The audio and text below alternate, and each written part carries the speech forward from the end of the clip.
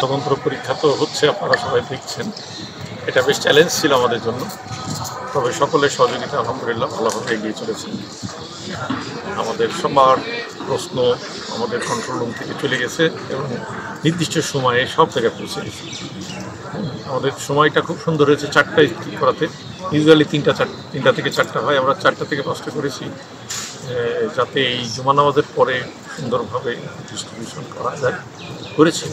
তবে আমাদের একটা লক্ষ্য করলাম সেটা হলো যে আমরা ইজিলি চিটাগাং এবং ঢাকা বিশ্ববিদ্যালয়ে এবং ঢাকা বিশ্ববিদ্যালয়ে আমরা করতে পারতাম, ডিসেন্ট্রালাইজ করতে পারতাম। এতে ছাত্রদের উপকার হতো। আমরা যদি পরের বার করি, যদি আমরা আবার এইভাবেই সউদ্যোগে আমরা ভর্তি পরীক্ষা নিই, তাহলে পরের বার আমরা চিটাগাং এবং ঢাকা ইউনিভার্সিটিতে আমাদের সিট এক্সটেন্ড করব।